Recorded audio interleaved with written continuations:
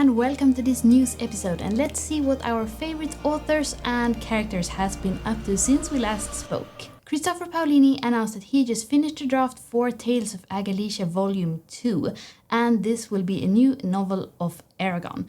And he also pointed out that it's Eragon as in character, so we will have a new Eragon novel in a while, and that's really exciting. There are still no title or cover announced for ACOTAR 6, and the release date is getting closer and closer, so fans are getting impatient. Bloomsbury did though publish that they are going to release a new copy of the hardback versions, which has also gotten some backlash from the fandom, because they rather wanted a matching colored paperback to go with the books they already have, and now people are going to have to buy whole new sets of hardback copies if they want the new book to match with them.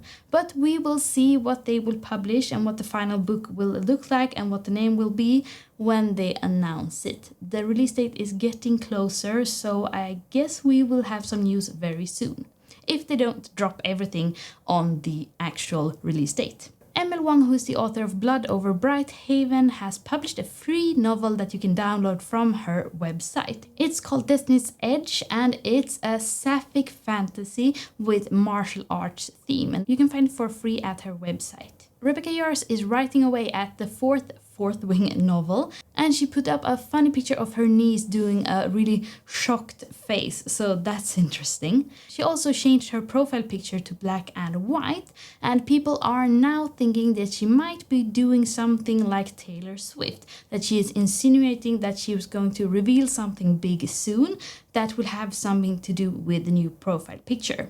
But it could also just be that she changed her profile picture, but we will see about that too. Ilona Andrews wrote on her Instagram that Maggie 2 is done, and that means that we will get a sequel of the book This Kingdom Will Not Kill Me in a while. The Wolf Queen by Lauren Phalprayman will also be pushed back, and it will be released in May 27 instead of the earlier announced published date. If you care about books not being banned, you might be interested to hear that Dua Lipa has opened a free banned books library in Portugal to work against this. We have also seen the actress Anne Hathaway strolling around with a book in her arms, and that is the first Crescent City novel by Sarah J. Maas. And even though Sarah owns the rights to the movie and film adaptations of her works, people are now speculating that will get some TV series or film out of this with Anne Hathaway as a cast member. But she also might be rereading in preparation for ACOTAR 6. And if you missed it, we also have the Hot Girls Read drama that has been going on, and Ali Rose LCC trademarked the term Hot Girls Read and was going to put it on shirts, bookmarks and so on, and wanted to make sure that nobody else could use it.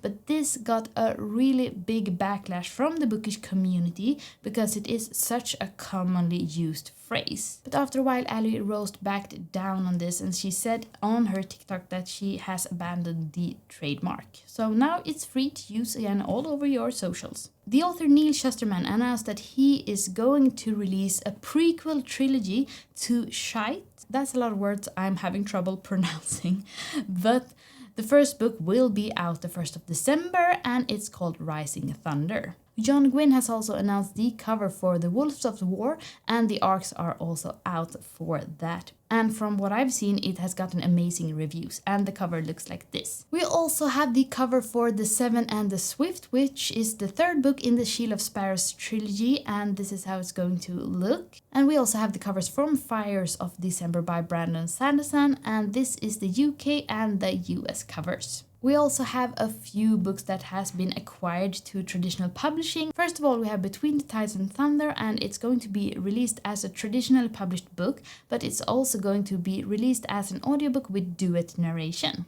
Then we have the book A Game of Cat and Witch, and it's also going to be traditionally published, and that's also really exciting for the author. And the book To Touch a Silent Fury by R.A. Sandpaper is also getting traditionally published. When it comes to TV and movie adaptations, we have a lot of news, because First of all, the official trailer for Dune, the third movie, is out and it looks really promising. And then we also have news that The Everlasting by Alex E. Harrow is getting a movie adapted by Netflix, and that also sounds really exciting. This is a really unique fantasy novel with a lot of love, a lot of yearning, and I think it will work really well adapted on screen. So I will definitely watch that when it comes out. Matt Dinneman also announced that Dungeon Crawler Carl will become a TV series. From what I've heard about these books, they sound like they fit very well for TV adaptation as well. Brandon Sanderson also confirmed that the Mistborn series, which is a book trilogy, will also become a trilogy in movies, and the Stormlight Archives will become a TV series with 10 episodes. So I'm really scared for that one because I love those books so much. But since he is so involved in the process, I hope they will turn out really good. That was it for this month. If you like these kinds of updates, please subscribe to the channel and like this video, and maybe you should check out this video too, because I think you're going to enjoy it as well.